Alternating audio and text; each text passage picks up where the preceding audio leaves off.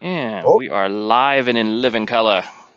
How is everybody doing tonight in internet land? I'm hoping that I got all of my problems resolved with YouTube so people can get on. I'm hoping. Does somebody go check me out real quick and see if they can type a comment, just say hello. Yep, the chat's in there.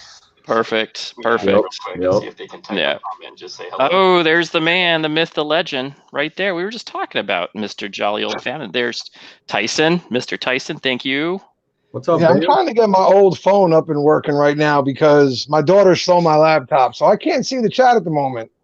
Oh no, that stinks. We'll read them out, and any pertinent thing we'll blast out, buddy. If I can get my old phone up, then I'll be good to go. Right on. So we have had a heck of a week. What's going on with this week, guys? I have had in the last week, my 4th grandson was born. Congratulations again, sir. Yeah, very excited. Yes, I've spent so much time with him. It's unfunny. So that's been kind of my life. I got a little sick the last couple days, and I'm feeling on the mend now, but I took a couple days off of work because I just wasn't feeling it. There's that cold going around. So what's going on with you guys? What's up in your world? I know, Joe, you've got a lot of stuff going on.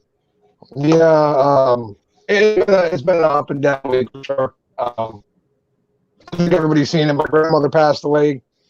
I was also getting ready for my next surgery and everything else. So it's been a rough week. I've had a hard time kind of keeping up with everything else that's been going on. Like, I mean, tomorrow night we have Sammy Cake's Community Corner, and I've done almost zero, promotional work for it or anything else because I've just been so busy with everything else that it's all slipped my mind. I mean, literally, I've had a package sitting here from BAM for 3 days, and I think I just touched it pretty much.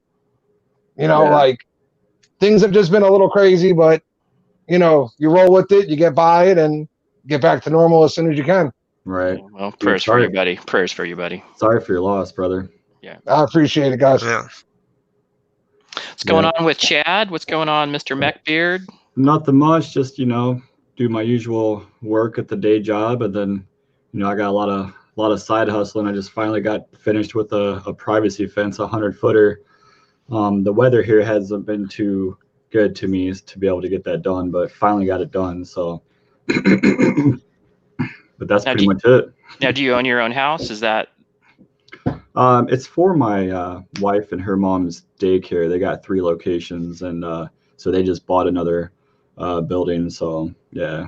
Nice. What's going on with Mr. Bearded Zebra? You know what? I saw that live stream with Dan the other day. I am extremely proud of you, buddy. I appreciate it, and I think that coming out and doing what you've had to do to kind of communicate some of your struggles, some of your medical things that have going on, I commend you completely. I would like to hear more about your week, buddy. How's it going?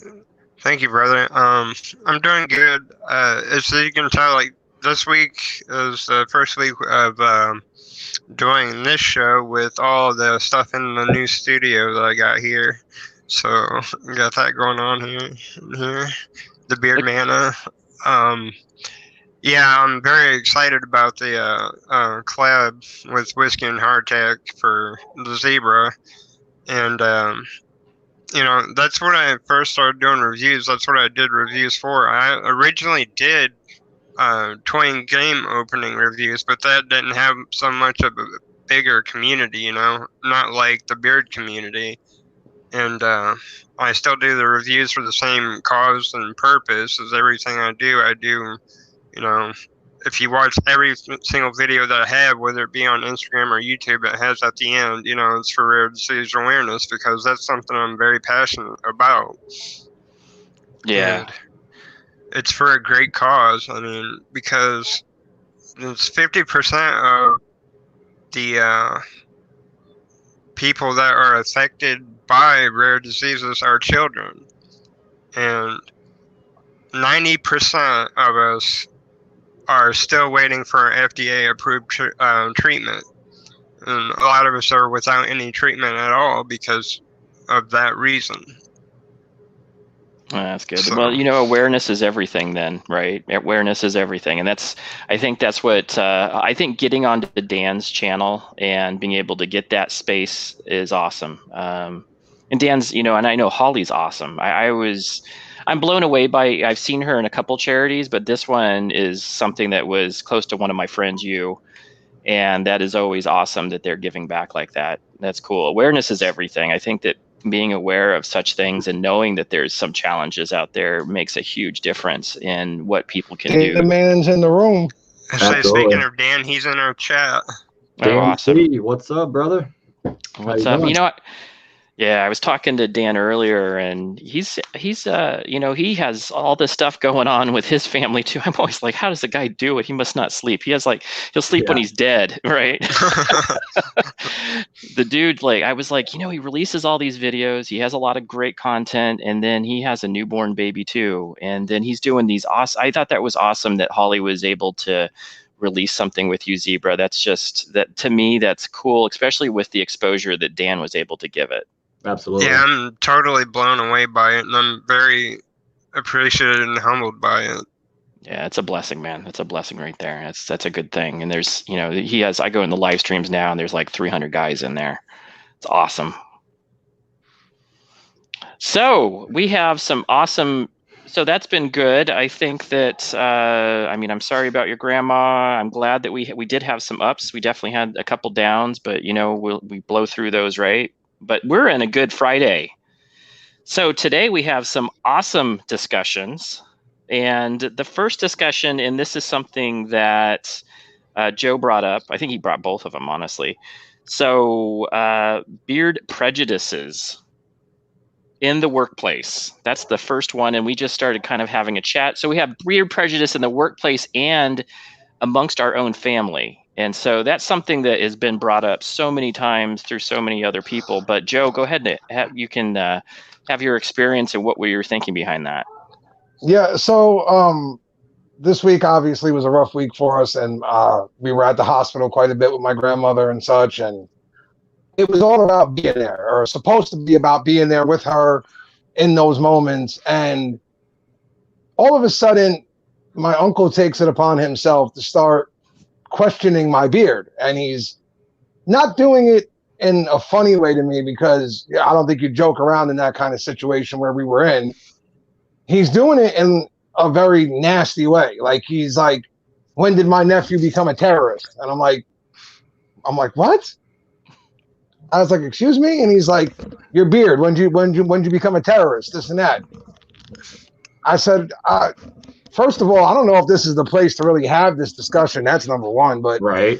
I was like, number two, my beard, my face, my world. You don't have to like it, but I don't need your comments either. So it's really that simple. But I was just blown back at the fact that he was sitting there actually saying these things. And he even went as far as to question, like, oh, are you allowed in like restaurants and stuff like that? I was like, first of all, what are you, like 100? I was like, relax. I was like, are you kidding me? But he was real, like, and I was sitting here going, like, this is supposed to be my family. This is supposed to be like blood. And it turned into, like, I got very uncomfortable. And I found myself getting angry, which I had to kind of calm, because again, we're sitting in a hospital room, you know? So it made me wonder about what some other people must go through, or am I the only one? I don't know. Definitely not the only one, for sure. I can tell you that my experience is that my family, and I grew it out pretty long, were very thankful when that barber butchered my beard.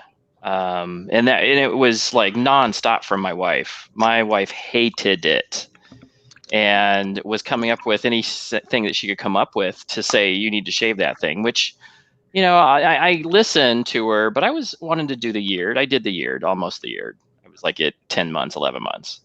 But yeah, it's really weird that somebody would make a judgment call like that on you. What's your experience, Chad? Well, I've had, there's a guy at work, you know, and he's had it a couple times, but when he'd come into the area, you know, he'd look at me and he'd be like, hey, what's up, beard? which I don't think it's nothing really horrible, but I don't know, given the situation, you know, you're trying to be professional at work and stuff. I don't think that was very appropriate to greet or, you know, make attention to someone that's walking up to you. But other than that, I've had, you know, a really good positive experience with pretty much everyone I know and, you know, come into contact with in the public. So, but Joe, that's really messed up though. That was definitely not the time and place for it.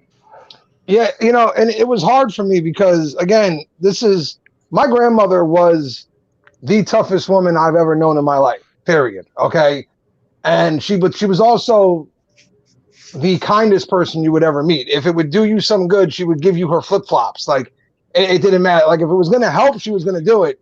And in this situation, I'm trying to kind of channel her, if you will, and do whatever she would want me to do, while every other inch wanted to kick the legs out from under a chair. So I was trying to kind of, and again, it was just like, maybe it's just his generation or something like that, and the way they looked at the way beards were. And to him, like, a beard means you're disheveled, you're unkept, you don't take care of yourself. When if you knew what I went through for my beard and all the care I put into taking care of my beard, you would know it's quite the opposite. Actually, I'm probably better groomed than you are. Yeah. By far. So Tyson's saying, I get Mexican all the time, terrorists sometimes, but I've had some of the craziest ones. Everyone assumes I'm every race other than Canadian. But I think that Canadian's funny, but that is craziness that is the case, that there's so much prejudice. Have you ever experienced anything like that, Zebra? I guess the one that I probably got the most is, you know, you bum or homeless, you know. That's like the biggest one that I've gotten, you know. You look homeless or you look like a bum, you know, or whatever. And Yeah, I've gotten that one. I've gotten that one several times. Well, when I was right before I was shaving, that's the reason why I went to the barber in the first place, because I was just going to get it shaped, because I had my wife and a coworker tell me I look like a hobo. yeah, and that's another one too. Is, you know, a scrawny dude with a beard. You know, skinny dudes aren't supposed to have beards. It's like, Yeah, isn't that crazy? That's just it's crazy that that's the prejudice that we all, and I think that some of it is like what Joe's saying. It comes from a different time. It reminds me of what I think about when I hear tattoos. Right. Tattoos. I got both. Right, me too. Yep. Me too. And so there was a time prior to our generation that the only people who had tattoos were bikers and people from the military. Right. You know, my uncle, I remember my uncle's generation, my great uncle, he just had a huge anchor on his arm, and he was the only person I ever knew had a tattoo. And it was one of those, you know, the ink, it was one of those black or I guess greenish ink over time. But now, you know, now it's so accepted, but there's still a generational gap, and something that I think that we work very hard in the community, especially like people like Dan. You can tell Tyson's in that same boat, where we're just trying to say, hey, being bearded is okay, especially in the workplace. Has anybody had any workplace discrimination that they've had? Anybody out in the audience as well? Just other than what I've had at work, you know, with the same guy, a couple different interests, but that's it. Yeah. Yeah. You know, it's funny that you brought up the tattoos, though, because that same uncle, back when I was 17 and I got my first tattoo, I got a remembrance tattoo from my grandmother on my father's side, who had passed away. I came into their house and I was like, oh, hey, I wanted to show him, like, I got a tattoo. He's like, you shouldn't have got a tattoo. Only hoods do that. I was like, what? It's a tattoo. My father's got tattoos everywhere. He's a mechanic. Like, relax. Like, Wow. and so you're right. It's just what some people seem to think about the way we do things, and the way, when reality is, it's just expression. All of it. Your beard, tattoos, the way you dress, it's all expression. Right. So Mr. Pizza Face said, nope, my boss told me I had a tough beard and complained when I shaved it. That's awesome. Well, see? You should have kept the beard, dude. That's right. I think. Go ahead. There has been one time, like when I was younger, like back when I could work, I was working at a fast food restaurant, of course, or whatever. It's like I went to, I think it was Burger King at the time, and it was just like barely any, just started growing out or whatever. And then I guess the boss, she had a big hissy fit about it. She's like, if you don't shave tomorrow, I'm going to have to send you home. And well, the next day I got sent home because I didn't have any razors at that time anyway. So, I mean, that's just at least they could provide hairnets or something, I don't know if they do now or whatever, but I'm not sure how much that's changed. Right. So. Isn't there a company called Beard Guard that actually supplies things like that? Yeah. Yes, there is now. There is a company called Beard Guard, and I think originally it was made for when you slept to kind of keep the beard from getting all beat up while you were sleeping, but it is probably something that you could look into, I guess. But then they'd probably be like, oh, now you got to wear that thing on your face, and there's always going to be an issue, dude, especially in the food service industry and such. They're always going to have an issue. Always.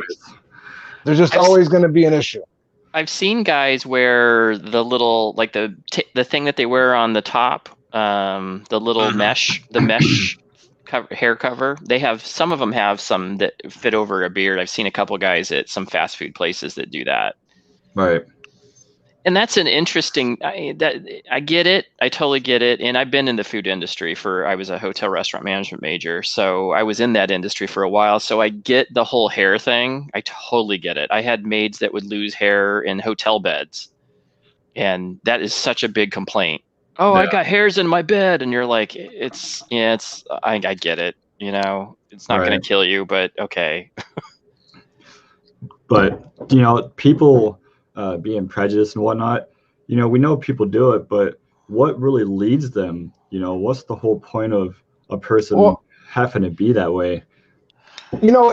It's a combination of a lot of things, though, because like we said, it can be derivative of the generation they were in and what they were growing up to see and what they believed in, things like that. But it's also a form of like brainwash too, because you have mainstream media and stuff like that who, if you go and turn a movie on right now and the bad guy is a biker, he's got a beard, he's got tattoos, and he's smoking cigarettes. Right. I do all three of those things. So if I'm walking around, I don't look like a good guy. Yeah.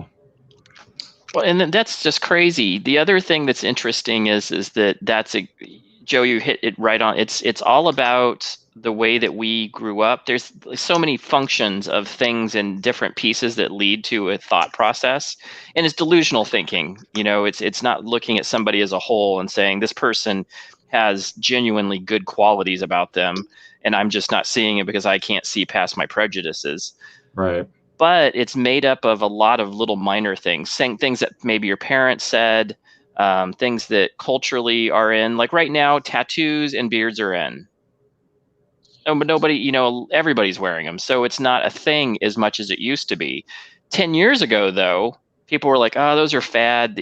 My sister called them somebody. It was like hipster beard guys. And I can't remember what the name, there was a nomenclature for it. That somebody was saying that they called them hipster douchebags or something. I can't remember what, it wasn't very nice. Look, man, the bottom line is that, the way I feel in life is I don't judge anyone based off of what they want to do in life. Right. There's people out there who wear skinny jeans so tight they can't breathe, but then sag them down to their ankles. Whatever, that's your call. That's your thing. Go do what you do, I don't judge anyone else. I don't really want to be judged. I feel like, look, if I want to have a beard that's down to my ankles, that's my call. It's my beard. It's my legs. Leave me alone. Right. I agree with that. Yeah. It kind of leads into like... my beard looks awesome right now. You guys seeing this? It does look really good, actually. Right, it does look good. So the other thing that we were was kind of brought up was the fact that, so there was workplace, friends and family, and then sometimes there's things that also spark our insecurities. And those are interesting as well. When you think about beard insecurities, things that I know for me, what I was insecure about was especially when my sides didn't grow in. I am 46. My sides are not going to grow in very well. at this stage. Just not Yep. going to do it. I've tried to do the, you know, whatever else I can do to get beards to grow in, but they're just not going to happen for me. And being able to be secure in that is a very difficult situation when we're raised that, you know, this is what, especially in the community, this is what a good beard looks like. Right. Yeah, one of my insecurities is the same. See, my cheeks just don't grow in all that well at all. Like, I mean, I haven't shaved, period, anywhere. So this is the growth in the last 7 months compared to the growth down here in the last 7 months. So, and it is, there are insecure. Like my sister touched on one last night, and she doesn't even know she did it. She was like, "Hey, your beard looks kind of thin towards the bottom," and I was like, "Oh yeah." I was like almost instantly, I was like covering my beard. I'm like, "It does." I was like, "Yeah, we all have our little insecurities," and you know, it's funny that at times things trigger them in the community without people even realizing they do it.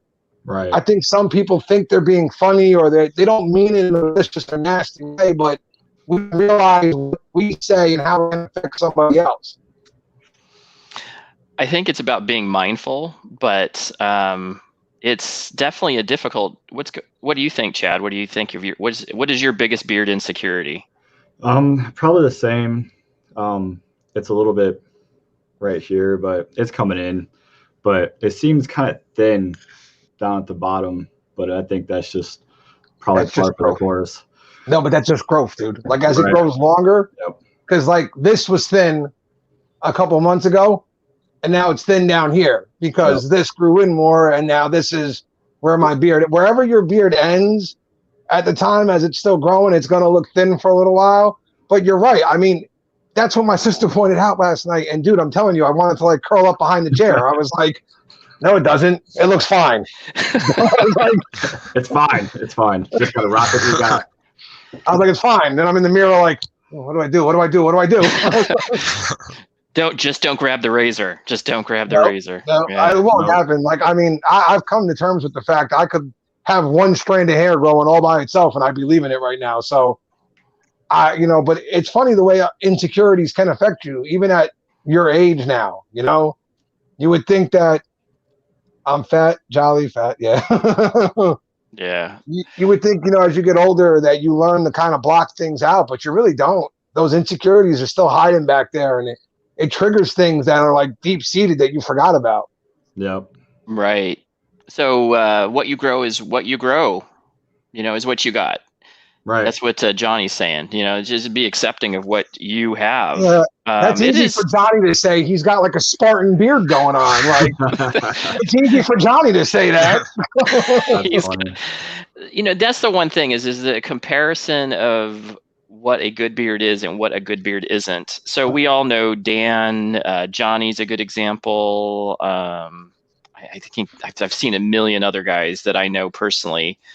And I have a guy at work that he's just grown. He just has this monster beard that just no matter what he does, it just looks amazing. And you're like, yeah, mine, even on his best day, didn't look like that. And you just have to be accepting of what and who you are. But that goes into that whole piece like that. What did he say? Johnny, I can't help it, bro. That's Johnny. He's an awesome guy.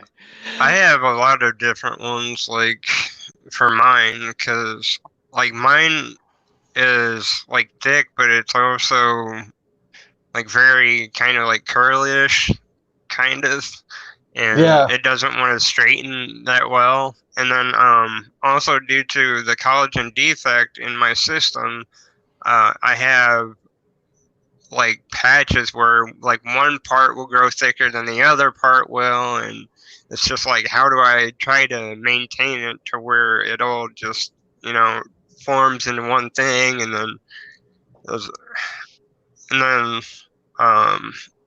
the sides are starting to grow in now, but like I can't grow the sides, so I just want it all to be one length, but I know it's probably going to be a long time before that even happens. So it's just got a matter of Can I ask you guys? Yeah. Has a product ever made you guys insecure about something before?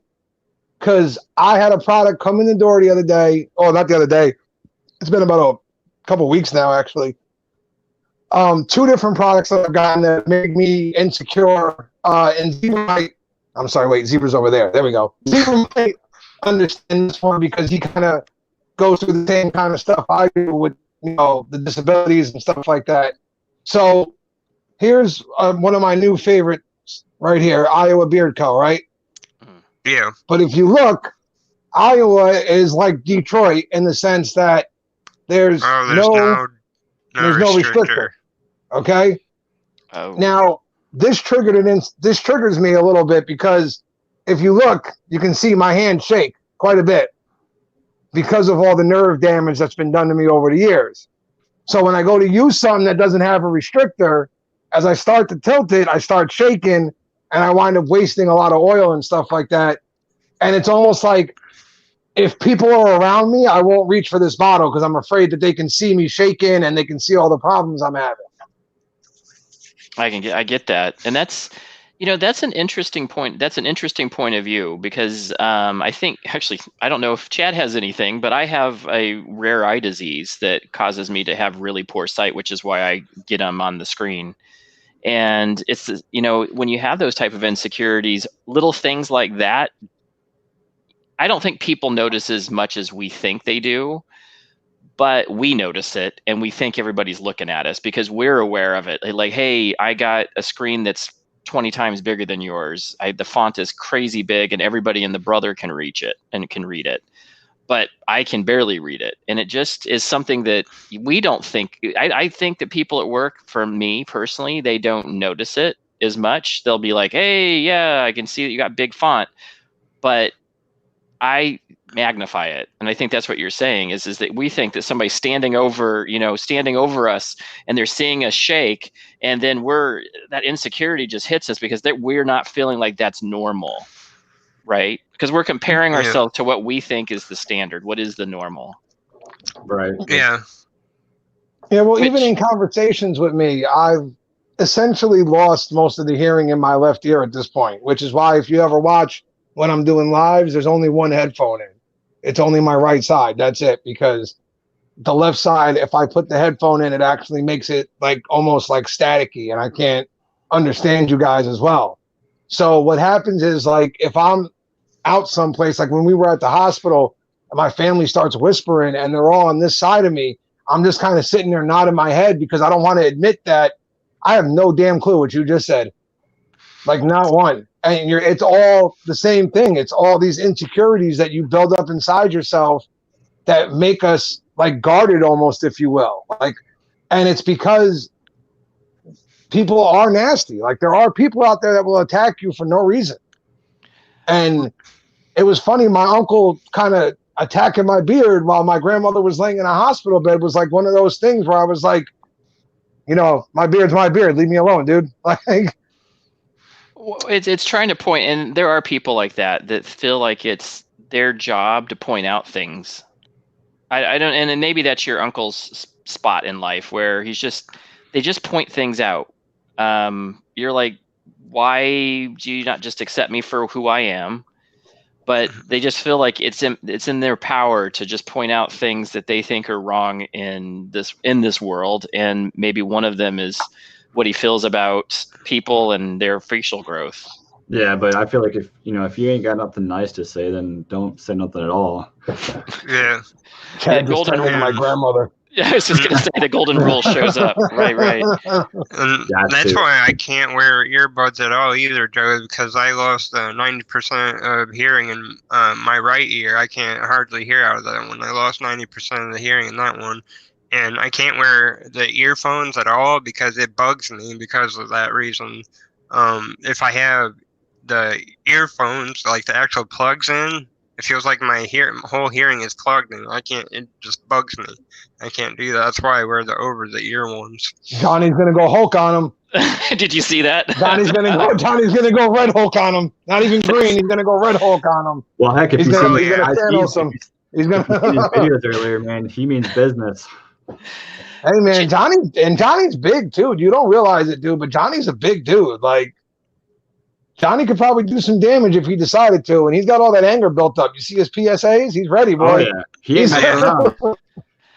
But you know what the thing about it is, and this is the interesting thing, is that sometimes it's the community itself, and I think dealing with it. I think discussions like this actually help evoke that type of piece in conversation, that discussion where we can say, hey, these are our insecurities and we're vulnerable. You can be vulnerable, have these discussions, and then people are more aware. I think awareness is a lot of it, that I don't think there is a lot of intention. I don't think, like, for instance, your uncle maybe knows that he's doing that. He's probably thinking, I'm giving my nephew a hard time. Listen, I'm sorry to disagree with you here. My uncle's an asshole. Oh, and that's just where I'm going to stand on things. Yeah, it's not going to change at this point. So that's just my opinion. I was trying. I know. I appreciate the attempt, but no, he's just, he's not a good dude. That's that. When I was younger, I used to see differently, but as I've grown up, you learn things. And it's funny, other things like stupid things in the community that can affect you. And I don't think people in the community mean it that way, but we've all been there back when we were all starting our journey, where we'd be in a live or something and someone else would jump into the live that had this monster beard that it looked like they could like shave it off and grow it back in a day if they wanted to, and they'd jump in and they'd be like, oh, hey man, you need some beard over there? And I'm sure to them it was a joke, but to us at the time when we read it, we were like, I don't need nothing. I'm not saying. That's an you had an interest that it's very interesting, and it's interesting that each one of us has some insecurities about things and I think even the guy who probably has the big beard probably has some insecurities. I talked to Dan quite a bit, and I'm sure that somewhere he's fairly confident now, and he definitely has a good looking beard. But I'm sure that at some point in his journey, he was in the same space. I know that Steve, his friend, was in the same boats with us with criticism. I know that, go back to the first discussion, he was getting that stuff all the time. And he was really, really worried about how he was going to be perceived when he came back to school. I don't know if you guys saw that on his Wednesday night channel when he was... Yeah, so it was like that.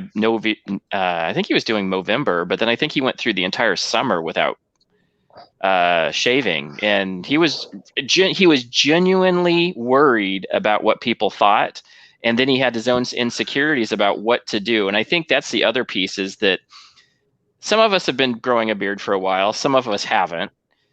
I know that my first year of growing a beard, which hasn't been that long, of growing a good size one. I had a baby one for years, but for a year or so, I had no idea what I was doing. So insecurities would prop up very easily because you didn't really know what you were doing and you were afraid you were doing it wrong. It's funny, that still pops up for me at times because, again, I think because, and I thank the community for this. We have been accepted and we have begun to kind of find our foothold in the community. And we've done it. I mean, it hasn't even been a year yet for us, as a group over here, between me and my daughter and my brother. We haven't even been at this for a year yet. We're getting there, and I think because of that, at times I get where I get nervous, where I'm like, oh man, am I doing this right? Am I doing that right? Did I mess this up? Did I mess that up? I mean, it takes me literally 8 hours to edit a video right now, and I won't change a single thing about the video. I just watch it about 50 times before I put it up. Yeah, well, I totally feel you. I know that. So for reviewers, and I think that we've all been here, especially the first few videos that we did. Maybe some people were born into the videography. Mine were terrible. Mine were too. Mine were absolutely horrid. I tried. Mine were. And then, you know what, I had that insecurity. So I have a brother that's going to school for filmography and, film producing. And he goes, oh, you have such horrible videos. You should be doing this and that. I'm just like, thanks. I have an iPad and iMovie, and I really don't know what I'm doing, but I'm trying. They're unprofessional. I'm like, oh my goodness. And I still swear that he was my one dislike for a very long time because he would, because I fired him. Go ahead. No Sorry, worries. sorry. All right. So Bam bought a big truck because of his I saw, man. insecurities. Yeah. And then he says everybody's beard is awesome. And oh, hook 'em. Thank you, brother. yeah. I appreciate that, Joey. Yeah. So yeah, what a good, and that's the one thing that I love about this community. And yeah, totally awesome. And I mean, just between even just us four guys, we're out there, we talk all the time, but this extends out. I mean, I've talked to Tyson a lot over the years, over the last year, I think not the years, but over the last year, where he's always supportive. Dan's the same way, always giving feedback, always trying to keep it positive. That's his big thing. And I was always a positive warrior already because of, some of my beliefs, but it's awesome to see this community come together. Yeah. I mean, we all want the same thing, living a positive life and, doing what we want with the support of others. Right. And there's, you want to see people trash a beard, go watch my, my soap video. My beard gets trashed a bunch in the comments. Oh, really? That's crazy. That's messed it's up. Funny because I think part of the problem is too, like, all right, so here's my thought process. On Instagram, for the most part, when you're at like the size of, I guess like maybe like me, and I get you guys and all of us, we're not like DNC follower status or anything like that, but we've all got our decent followings, right? At that point, they're still genuine followers, if you will. They're people who are in the community, who love the community, and who just want to follow all these different bearded nut jobs and hear what they got to say. Right. When you start getting bigger and bigger, though, you start attracting the haters in. And you start attracting the trolls and the stuff like that. And people who have nothing better to do with their lives, they can grab their keyboard and go, who can I mess with today? Who can I make mad today because I had a terrible day? I'm going to go piss someone else off now. Yep. Negativity. So the question is, sometimes when you see these negative comments and such, are they legitimate complaints? Are they real gripes? Or is it just someone who's pissed off because the man at Starbucks didn't make his coffee the right way and he decided to take it out with his keyboard? In my case, Joe, you already know, I was down probably for about like a month with all that crap, and then I found out, how many it times wasn't did I even tell you? legitimate. Yeah. How many times did I tell you? Yeah, and it wasn't even legitimate, but it still bothered me for like a month, and it's just people sometimes they don't have anything better to do, and there's some other people out in the beard community too that still get dislikes on their live shows and videos and stuff like that too, just because I think it's just legitimately because other people just don't have anything better to do. I agree with that.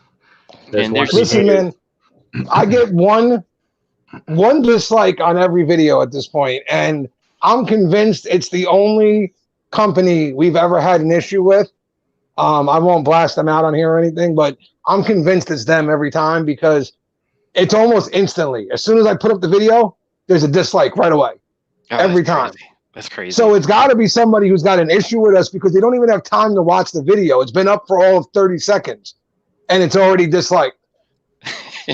And I think that, so I have... Either that or it's my ex-wife. Yeah. I was thinking my wife was doing it. She's like, I'm so tired of this beard stuff. So Bam has said, that's interesting. So this is from a beard company's perspective. I used to get a lot of, why are they reviewing your stuff? They don't have a good beard. That's an interesting comment. And of course, Bam is defending on whoever was doing it because it's, good stuff. He's a good guy. But that's kind of crazy from a beard company's perspective. Yeah. It was probably me back then. I didn't have much of a beard back when I got... I mean, that's all part of the journey, man. Like, that's the funny part to me is that we all can't be like Dan C's out the gate. And Dan C wasn't Dan C out the gate. Go look at his old pictures. He had to go through growth and everything else too. Go look at his videos from a year ago or something, The beard wasn't as big as it is now. Now, granted, he's got this glorious beard now that makes us all feel heavily insecure every time he's on the screen. But that's, it's fine. He earned that beard. Damn him. I mean, I still have beard envy and stuff when it comes to people's beards and stuff. But I mean, but mine is mine. I have one and it's mine. So that's the thing. Except exactly where you're going, Chad. I like what you just said. Say that again. Rock what you got. Yeah. I got beard envy. I got beard envy. He's in the room too right now, or at least he was. Is that Dan? No, Joey Hookham. You ever seen Joey Hookham's beard? He's got a good looking beard. Yeah. Good Lord, man. Every time I see him on a screen, I'm like, okay. But that's awesome. Yeah, that is awesome. And another guy who's Bearded Hog, I don't know if you guys have ever seen him. He has a huge beard. He's Bearded on one Hog fan? Yep, Bearded Hog fan. That dude has a massive beard. And a good looking one. Another good shout out to great beard is Jake over at Wild Shrine. Yeah, he's got a boss beard. Yeah, I've never seen him. That's interesting. That's the thing. It's funny. He doesn't go in front of the camera a whole lot. He doesn't. You have to catch his Instagram. So rarely he'll pop out, and when he does, you're like, damn, man, why do you hide that beard, dude? Like, show that thing off, because it's one of the best ones in the community. You're just hiding it all the time. Right. No problem, that's interesting. That's interesting. So Bam brought up a good question. So we're talking about charity. So let's go to the charity discussion a little bit. And who would shave off their beard for charity? I've seen a couple. What kind of charity are we talking about? We're not talking about like the International Doll Museum or something, right? For the right charity. So what would you shave for the right charity? Sure, but I'm not shaving it off for like, save the wax museums or something like that. That's not happening. Save the wax. There you go. So what is a charity? I think that Zebra probably, I probably see where you're going. What would you shave your beard off for if you had to for a single charity? Definitely the rare disease awareness, of course. Yeah, I would definitely do it. Yeah. I would do. I have two. So, and I'm not shaving it off, but me and Tex are doing a collab, and part of the funds are going to suicide hotline or suicide prevention hotline. Yeah. And then the second one is I have a grandson that has Down syndrome. So,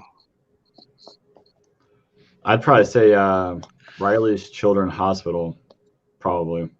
Yeah, they do. They're top.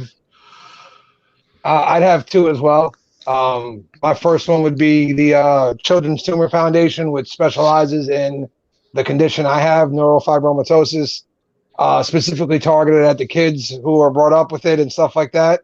Yep. And the other would be lung cancer awareness, without question. Yep. That's what we lost my father to. So yeah, definitely. Those two would be ones I give up my beard for, but I'm not doing it for like toenail fungus or something. It ain't happening.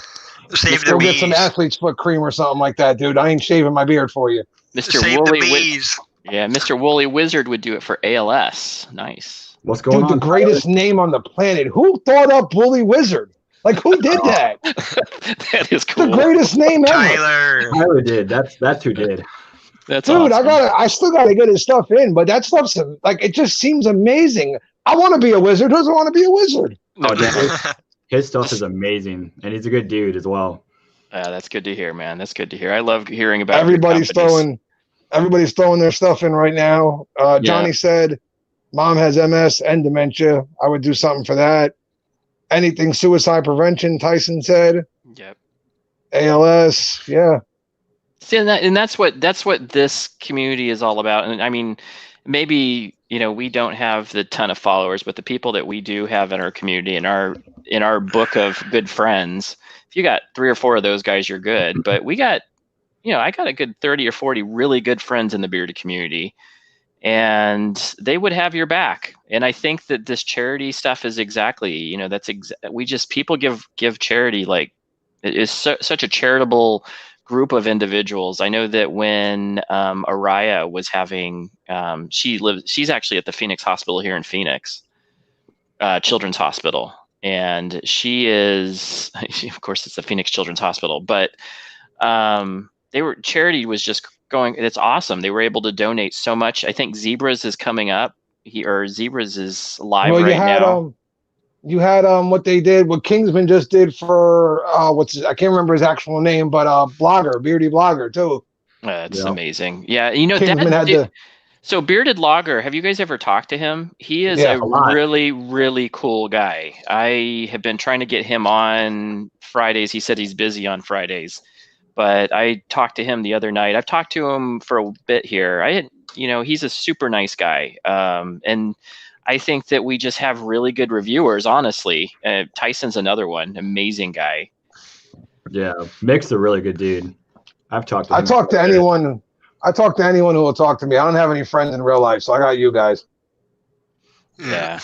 So faithfully, I think me and Tyson have some of the same experiences. I don't know if he was in the same spot or he had a family member in the same spot, but the reason why suicide prevention is so huge for me is because my daughter, about 2 or 3 years ago, was cutting herself and then tried to commit suicide a couple times. And she was in and out of facilities for a while. And I'll tell you, it was a tough time. And any charity that gives away to mental health in any way, that's the reason why I'm such a proponent of mental health. It's why I meditate. It's why I teach meditation. A lot to do with my daughter and what she was going through, that I had to find something for myself to go through it, and coping skills for myself. But the suicide prevention groups help bring around awareness as well, just like Zebra's group. You know, it's funny what Tyson just said right here. No money for me, just awareness. If I get 100 people in a live stream to listen to suicide prevention and share it, I would shave it. And it's funny, with my condition, it's a lot like what Zebra's doing with the awareness and stuff like that. My condition is a disease. It's not one I've heard of very often. It's one that gets pushed to the side. So I'll tell you, I kind of feel the same way Tyson does. If I can get 100 people to listen to what the condition is and then share it, to me, that would be worth enough. That might be enough to get me to shave my beard off. Like, that might do it. Yeah. And I think that those are, and not that anybody's ever going to ask for that, but I Somebody will tell will. you this, that somebody will. And I'll be honest with you, me and Tyson, I will take you up, and we don't have to shave any beards, but I would be happy to do a live stream. I'm doing a collab with Tex where I'm going to bring this up a little bit, but I would love to have a good discussion with Tyson or whoever else, especially around mental health, but especially around suicide prevention. We have such an epidemic of mental illness in our society that hits 1 out of 3 people, that we call it you're crazy, whatever. But suicide and depression is such a huge thing that people just don't understand quite well, because it's not something that's obvious. Well, not just that, but mental health isn't all that well known either. I mean, the reality is we didn't start diagnosing people with actual mental health disorders until like the last 20 years or so, maybe? I think that there was some awareness around it but in the 50s, 60s, you were still like, even people with Down syndrome were being put away. But I think you're right. Last 20, 30 years, there's been so much more. What I'm saying is we didn't really come out of the dark ages, if you will. Right. Till more recently. I mean, remember, they were still giving like electroshock therapy and things like that some of the things they used to give you electroshock therapy for? Yeah. I mean, the doctors were nuts, dude. They used to give it for sexual behavior modification. Basically, if you were gay, they would give you electroshock to try and fix that. Mm-hmm. Yeah. That's the kind of things that went on back in our history. And it was like now even, I still don't believe most people take mental health very seriously. But I think when you're on the area where like you have been with your daughter, I had quite a few close friends who had tons of problems that led them down the road of addiction and all kinds of ways it was basically different ways to kill themselves, really. Yeah, you realize that it's real. It's very real. And I hope, for the people who think it's not, I hope it never hits you at home. I hope you never have to experience it, but I promise you it is real. It definitely is. And I think that, the interesting thing is that I had to learn how to support her. I had to learn how to support myself. And that was the interesting thing is that when I was going through therapy sessions with her, I had therapy sessions for myself that they were requiring me to go through as well, because they were like, "Hey, Dad, how are you dealing with this?" And I'll be honest with you, it does put you in quite a bit of depression, and I didn't know what to do. It was extremely difficult. And I wasn't the one with diagnosed depression, or my daughter had borderline personality disorder. And it was difficult. It was a difficult time. And I think you're absolutely right. I think the more that more people come, and I think the last 20 years, there has been quite a bit of progress. I think medicine has also helped and jumped in there, but I don't think all the medicine is going to make you still have to go through therapy. You still have to do so much more. Yeah, I won't be ashamed to say it. I mean, I still struggle every day with depression and stuff. I have for a lot of years, and depression and anxiety, and I have schizotypal personality disorder. I have that stuff going on along with the other stuff, and it's not easy to talk about it, but I mean, I will, because it's important for that to be out there, and it's important to know that other people can relate. Right. And that's exactly what Ryan's saying. He says the same thing. It's harder. It's what he's saying is it's a harder part is asking for help, because you feel like you're the weak one.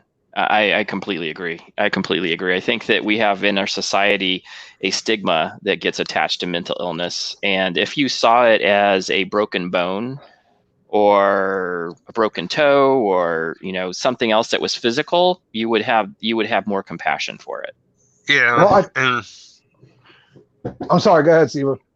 there's another stigma too, is like people talk about how medication doesn't solve everything and everything like that. For my case, if I wasn't medicated, I would be swinging on people in my sleep, and I have night terrors where I actually act out in my sleep and everything. So it's not I want to beat that stigma that it's not always about medication, and medication isn't always necessary. Well, it's not always necessary. I mean, if you can do without it, that's good, but some people do need that medication. Yeah, Absolutely. certain situations. Right, and that's what Tyson's saying. Awareness is 100% of what people need, because if you knew that this wasn't something they could control, people have this stigma that it's something they can control, that they just have to snap out of it somehow, especially with depression and bipolar. I think Johnny. All right, guys. Go ahead. I'm sorry. I need about 5 minutes. Okay, I'll be right back. No worries. I think it would just help for just people to even just listen to someone that's dealing with issues. I mean, that right there alone could help somebody. I can tell you that I did a meditation series with the Bearded Shark at the beginning of October. I'm trying to think of when it was, like maybe September, October. And it was only two just live stream discussions, but I had guys that were coming out and just wanted to talk about it. Mm-hmm. And I've been talking about wanting to do another one of those series. I didn't know how to approach it, because I was actually kind of told off by my meditation center that I shouldn't be teaching their meditations. So I got a little bit like, I don't know what to do here. But I do think that it would be awesome if we had the opportunity to bring, talk about these in live streams like we are now, and have like it's okay, and just have moments where it's okay. We don't have to be like strictly like, we're just going to talk about mental illness today, but making awareness, being fully there and making it available so that people know that everybody's struggling. Everybody knows somebody with a mental illness. Absolutely. Yeah. Completely agree with that. I think and a lot of it for men is, the pride issue. Yeah. Men don't want to admit to their faults because of the pride, Right. Kind of fall back to an insecurity almost in some people, Yeah, and I think that probably would make it even worse that way, because it like drive you backwards. I think that's true, and that's what the hard part is. People suffering. Worth. Go ahead and have somebody read that. Go ahead and somebody read that for me. I'm too long. The hard part is people suffering with depression don't always realize what's going on. They want to end their life and won't tell anyone. I talked to my dad right before he committed suicide. Oh, see, that's tough. That's a tough one, especially when you have a family member that actually did it. I was, I know that when my daughter came to me one morning and said I just took a bunch of pills, I can't describe the, I was in fast mode, because all of a sudden I became dad kicked in and I got to go do something. We got to get her to the hospital. We got her to the hospital immediately. It was just around the corner, thank goodness. But and luckily, luckily she didn't take any pills that actually were going to hurt her. She just took a bunch of her. But it's just pills. Whatever she took was not good, and it was scary. It was a very scary situation. I'm so sorry to hear that, Tyson. That's a tough one. That's a tough one. I don't want to. I just can't even imagine as a family. I was in that space and I can't imagine that being somebody like that. And I've seen that on TikTok a lot as well. Is somebody yesterday had somebody, I guess there was a 13-year-old kid that was being bullied. And they did you see, I don't know if you guys have seen that. It's something that's kind of going viral. Post. Yeah, it was kind of going viral on TikTok where this kid was at a Quaden? Yeah, and he was a kid that was being bullied because he was gay, and he did a performance at a talent show, and he kind of messed up as a 13-year-old kid to do. He's nervous. The kids ridiculed him so much that he went home that night and killed himself. That's just messed up. Yeah. And it's a tough situation, and I think it just goes down to that awareness level. And I don't want to, I'm bringing the lull down, but it goes down to being aware. It affects everyone, and I'm so passionate about it. I could talk for hours, but I don't know if you guys have had any experience with any of that stuff. But I know that Joe has. Oh man, my apology, guys. I'm sorry. No worries. I had to go help the family real quick. Sorry. No worries. What did I miss? Yeah, I've actually got scars and stuff that I'm not proud of, like when I've had the times where I blacked out and stuff, and it wasn't very good. And then I went from there, I ended up drinking every day, and I became an alcoholic and had a bunch of... at that time, that was the way that I coped with it, and I just didn't understand and know any better to try to get any other treatment. How until one of my buddies was like, "Hey, something might be going on with you. Here's a place that might help you." So I checked it out, and I went there, and everything's been better since then. That's awesome. That's good. What about the other? I don't know how much I've missed here, so maybe we covered this already, maybe we didn't. What about the other thing too? I don't know about you guys, right? But when I was growing up, I was always kind of taught that a man doesn't show his emotions. He doesn't show it wrong. He doesn't admit when something's wrong. You swallow it up. You act like everything's fine, and you go and deal with your situation how you have to deal with it. You handle it. Yeah. You don't ask for help. You don't show weakness. You do what you got to do. That's how I am. Yeah. You know what I mean? And that's the way a lot of us were taught to be. And it's like we're just now learning at our middle years here that it's okay to ask for help, that it's okay to admit something's wrong, that it's okay to, show that we're not the strongest guy walking the block, even though if one of you guys try to try me out, I'm going to knock you out. But I'm just saying, it's okay. But that's what, so Tyson's saying that too, that same thing. It's okay to ask for help. Ask for help. Just bring in, and I think even Swag said it, that transparency and awareness. Yeah, but that's the hard part, is the asking part. It really is. And it's hard on more than it's hard on more than one level too, because even when you get past that barrier you set up, right? You break past that and you say, okay, I'm going to ask for help. Then you get to the other barrier of, well, you start wondering, what's that person got going on? I don't want to bother them. I don't want to bother this one. You know, they got their own problems. They got their own stuff to deal with. And you kind of build up this second wall now that you got to fight through. And by the time we get through our own walls, it's too late sometimes. Yeah. And kind of playing off of that too, it's like, you know, being too proud to ask for help and stuff like that. It's just like in our bad situations, like, you know, say you know, any of us here, we didn't have very much food, you know, would we ask somebody else for food? Most of us wouldn't. Hell no. Most of us wouldn't. We would rather, you know, we would probably rather starve than to be, you know, too proud to ask or to feel too bad to ask somebody else for, you know, hey, can I have something to eat, you know? And I think that's kind of, I think it's kind of the same situation there when we should be asking people for help. Can you put up Woolly Wizard's comment if that's possible? Yeah, I was just looking for it. Yeah.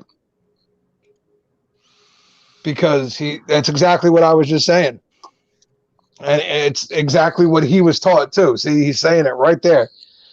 And I don't think our parents or our grandparents or whoever taught us that was trying to necessarily do something wrong to us. It's just the way they were taught too. Yeah, that's the way they were raised. It's generations of that being beat into your head where as a man, you don't show any of those things and you're supposed to be the strong one and the one who provides and the one who takes care of everyone. People aren't supposed to take care of you. But this is what I will say to any man on the planet. Tell that to yourself when you're sick. Because we get a cold and we're all crying for mom, okay? And that's just the reality. We all want somebody to take care of us. Right. So, yeah, babies, yep. The man cold. I actually posted something about that today. I said that is that's the epitome.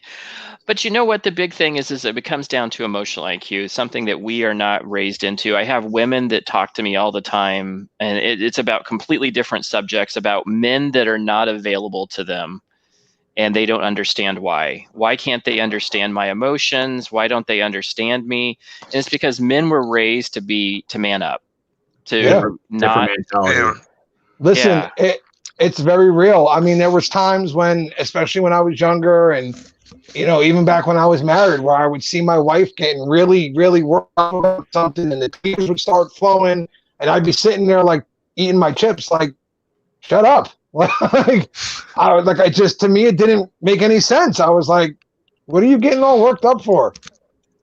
Go rub some dirt on it or something. Knock it off. Like, that's just the way we were raised, though. We were taught that those things were just whatever and brush by it and deal with your life. But it's not like that, man. And I'm telling you right now, when you start pushing things back, saying, no, it's nothing, sooner or later, it's all going to come forward. And then that's when the problems happen. Yeah, it's going to consume you. Yeah, but I feel like I appreciate that, Jerry. Yep. I feel like in 2020, though, it seems like people are becoming more supportive in it and trying to be more helpful on, you know, trying to break past a lot of that old school stuff. Yeah. You know, I think we are. And, oh, wait, Joe, obviously, sorry about the language, but man, or boys called pussy if they showed emotion. Listen, it's a real thing, and that's, you know, it leads into other stuff too. You know, one of my biggest fears right now, at least, is as my daughter gets older, that because she is such a nice person and she is such a good person. I mean, you guys have all, I'm not like trying to pat my own back or anything like that, but you guys have all seen her. My daughter she just doesn't think mean. She doesn't have a mean bone in her right now. Is that as she goes into middle school and high school, that she's going to be preyed upon, really. Because the nicer you are, sometimes the weaker you are to some people. Right. Yeah. So Dan's mentioning something about, and we're talking about the female perspective, and this is something that if you've had kids, women with postpartum depression teaches you a lot, and he's saying that it opened his eyes with his wife, which is extremely important to be supportive. Because postpartum can last for a lot longer. I know women that have had it for a year after they've had the baby, and they just have unexplainable depression that they can't seem to shake, and they don't understand it because they too. That's my wife right there. Yeah. Listen. Go ahead. I'm sorry. Go ahead. I didn't mean to. Go ahead. No, Joe, go ahead. So what Dan says here, and I want to say to Dan, I'm happy that, if he had that situation, that it was resolved and all. I had my ex-wife went through it, and I can tell you from experience what happens if it's not treated correctly. When it's not treated properly, when it's not taken care of correctly, they wind up looking for answers in the wrong places. They wind up at doctors who will just keep writing them any script they want to make them feel better. And that leads them down the road she went down, and it can really become a disaster area. So if you have a wife or a girlfriend or just somebody who had your kid, I don't care who they are, and they're telling you after your kid that they don't feel right, take it seriously, because it can lead you down some very dangerous, dark places. Yep. Yeah. Especially, when you have somebody that close to you that's going through that, it creates a domino effect, and, especially when you live with them, you have that person that has those kind of issues, it rubs off on you, and you have those issues, and then it kind of rubs off on, so on and so forth, and it just creates a bigger problem in the end. Yeah. It's just like positivity. Positivity can spread just as good, as negativity, so that's why we need to push more positivity. Well, like they say, like, I don't know what it is, like light is brighter than the dark or something like that. White, you know what I'm saying? There's some saying. Right. And Dan's saying that he's gotten, so with each baby, I think that they've gotten a little bit better about, especially Sam has gotten a little bit better about being able to figure it out. And then I think Dan, being who Dan is, he's also been able to be more supportive and understanding. I think that's one of the hidden things that they don't tell you about, is that I knew women were emotional, but right after, and even during their own cycles, that is an emotional time. I know my wife gets extremely emotional and just within her own, her body cycles. And we don't have, as men, we don't have those as much. So we don't understand them. So we just think that they're crazy. They're just acting nuts. I don't know about that. I think men have them. I think men have them for sure. There's definitely a few that I know that definitely have them. Like, I'm almost positive. But you're right. And it's kind of crazy when you think about what the woman body goes through, really. Right. And all the changes it's forced to go through. And then after they have a child, we never really put into, thoughts on what they've really gone through and what their body has been put through and what that does to their self-esteem and their self-image and things like that. And I think because of that, we don't really think about it as men. Like, we should reassure them constantly. We should tell them that they're beautiful, that we love them still, that you just did the most amazing thing on the planet anyone could have ever done for me. But we don't think that there's no way you can feel ugly right now. You had a kid. You're not ugly. You're recovering. That's the way men see it sometimes. But we have to look at it from their perspective. Mm-hmm. And that goes along with that whole depression talk, is that we can't be in somebody else's head. Somebody can't just snap out of it. We have to be able to have compassion and just not sometimes always understand that we've been there. You have compassion for just them going through something that I can't understand, but I can love you. And love is the ultimate key there, is that when you love people, you'll try to be supportive, even if you don't understand exactly what they're going through. You just love them and you support them. It's funny. I'm going to be honest here for a minute, okay? Very honest, real quick with you guys. When I first got into this community, man, I thought Dan and all you guys were friggin' nuts. Like, I did. I'm like, man, dude, these guys need a harp or something. They're out there preaching positivity 24/7. And I'll be honest, when I hit this community, I wasn't a very positive person. I didn't have a lot to be positive about in my eyes. There was more negatives in my life than there were positives, and there still probably are. But you kind of have to train yourself. Like, what I've started to do is I'm going to look forward to the good things. And when the bad comes up, then I'm just going to move past it and keep going. and I'm going to look forward to the little things in life. Right. And I don't know. I know people think it's weird when I say this community's helped me a lot, but it has. This community's helped me in ways that I can't explain. And it's given me a place to go and get away from the normal drama in my life and the normal, just everyday, nonstop barrage of attacks that are coming my way. I can come into this community and just be surrounded by friends and you nerds who are all telling me to be positive. Yeah, that's the way to do it. That is the way to do it. And you know what? That's the first thing that go ahead, Chad. Just got to keep beating down that negativity as it's coming at you. Yeah, I know. And what is Zebra's, and that's what I've always liked about Zebra. So Zebra has been able to draw upon strength. And you see somebody like Zebra who you see something that and he's told us, he's talked about what's going on with him. He's very vulnerable, very upfront about where he's at, especially when we're DMing. You're talking about what you're experiencing.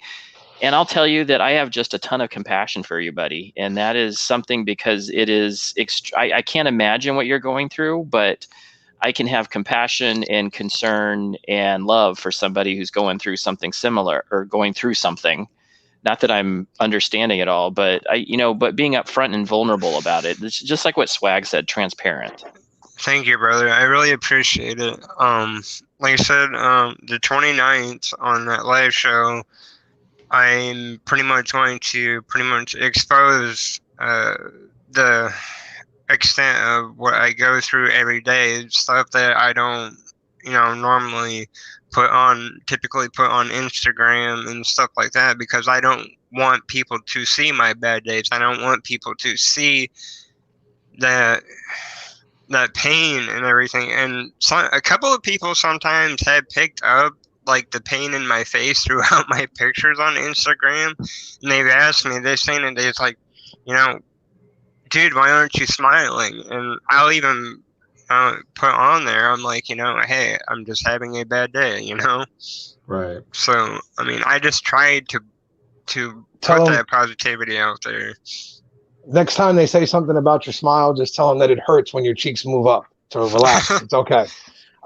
Me and Zebra actually have kind of formed a pretty tight bond through here, because when it was the same thing. I opened up and I started becoming more and more honest about my situation and what I was going through. And when Zebra actually saw that, I think it was a live with me and Chef when it happened, Zebra started just jumping in hey, wait, what do you have? What's going on? And he started DMing me and talking to me, and we've kind of started looking to each other. If I don't hear from him for a couple days, I'll reach out to him real quick, hey, you okay? And same thing back, he'll kind of reach out to me hey, everything all right? And what he's going to do on the 29th is a big deal. And it's something that I don't think gets touched on enough. There are so many things out there, and I understand, I'm not saying that the known diseases aren't big deals. Cancer's a big deal. All those things are a big deal. But there are tons of other conditions out there that don't get the telethons and celebrities speaking about them and everything else that many of us suffer from every single day of our lives. And hopefully more guys like Zebra show up who want to fight and who want to bring something to the light and get people's awareness up. Yeah.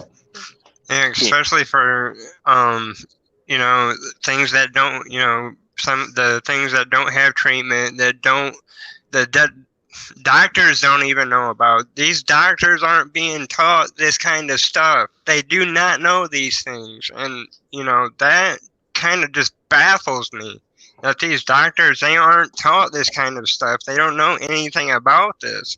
And it should be taught in, I'm sorry, I just went off in my mind. I couldn't think of the name of the place where they have it. The main medical place that they go to. They don't have it in the books. That they should be teaching doctors as a formality. It should be taught. It's not, dude. I can still get wheeled into an emergency room and people don't know what I have. Yeah. That's never going to change. People, that's why they're specialists and things like that. And as long as you have a general practitioner or something like that, you're always going to run into the chance where they don't know what's going on with you. Right. And then they're not going to, and then that's a hard thing. And I think that So that's where I personally think technology helps enhance that space. If we could get past some of the barriers to, but being able to have that in your medical history, that this is what they have, here's the treatments they've had in the past. This is something that's very important. I get it. There is a million different rare diseases out there. However, if you have something that is in your medical history that shows, and they have to do some research on to get the right specialist there when you need it, that's very important. And I don't think people, I don't know, in my personal opinions, cancers has more fundage because there's more awareness around, there's more people with it.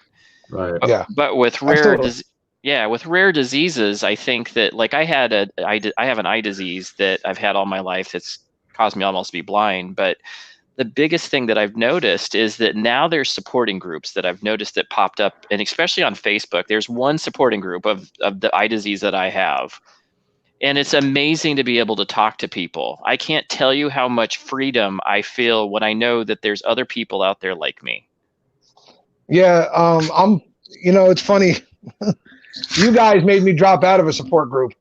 Oh, really? I'm sorry. Yeah, you guys did. Your whole positivity preaching and all that stuff made me drop out of a group because they were all negative. They were just all negative all the time. And I was like, man, this group isn't helping me. It's just making me feel like shit. I was like, I got to get out of here. Yep. And no, but you're right, man. Real quick, show of hands. Anybody in here heard of NF2 before I brought it up? No. No, right? No. And yet my entire family has struggled with it our entire life. It's a genetic. Yep. My daughter will have to get checked as well. No, It's that's a tough unfortunately part of our life. And to me, it's amazing that it's not more known out there, because this is a condition where the tumors grow throughout your body. It's not non-cancerous, but it attacks you nonstop. It never ends. There's never a break. There's never a, oh, you're clear now. It's your whole life nonstop, and your whole family. Like, I'm sitting here praying that when my daughter goes for the blood test, they tell me that she doesn't have the gene that causes it, because if she doesn't, that breaks the cycle. That's it. It's done with my family at that point. Oh, that's good. That's good to hear. So Dan's saying that he's so, like, totally opposite. I never respond to DMs, so don't try.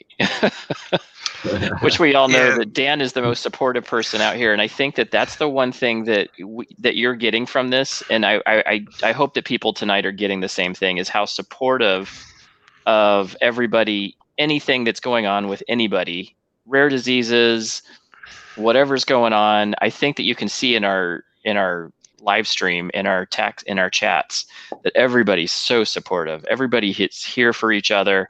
And Joe, I think that's amazing that you were able to drop out of some, support groups, because you found what the Buddhist calls Sangha. Sangha is a retreat, is people that are there for you, supportive, amazing group of community. Yep. Heck, you just know all the nerd words, huh? Yeah. Like, you just know.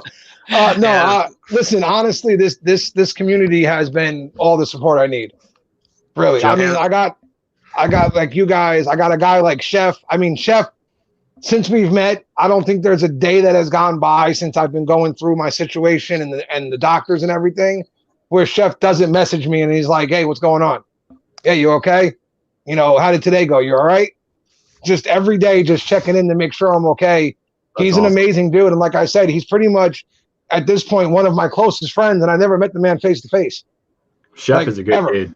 He's a really good dude, yeah. Sorry, like, if I got, like, a sad look come over my face, but, like, I was about to say, when you mentioned the genetics, that it really, hit me, because, we have kids, and this stuff is genetic, and it's scary. Yeah. It's scary as hell. Yeah.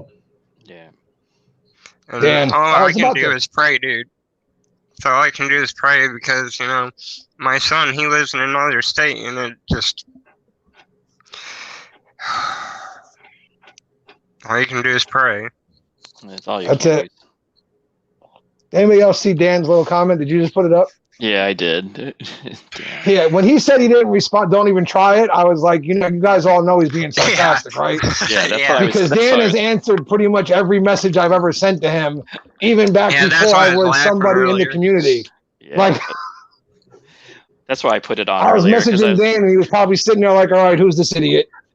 Oh, whatever. Yeah, Dan C, stay positive, stay bearded, leave me alone, dummy. Like, yeah. But that's what, so that was the spark that helped me kind of stay in this community, is that the first few live streams. So I don't know if your first live stream ever in the beard community was Dan's, but it was Dan's. And that's what made me come back and got onto IG. And I tell Dan this all the time, but he's a blessing because of the fact that he is able to reach so many men and have that type of aspect. He pushes that positivity, but he believes in it. It's something that's in part of his life as well it is with mine. And it's when you get involved in that in a community, and that's the first thing you see is this guy who's pushing this positivity. It's like what you're saying. It's like, what the heck is this? I thought Dan was on drugs the first time I saw him. I was like, nobody's inherently that happy. So I was like, something's going on here, but no, it's just him, man. He really is just that good of a person. I mean, listen, I know some people have their ways or their issues with him or whatever they think about him. Here's what I know about Dan.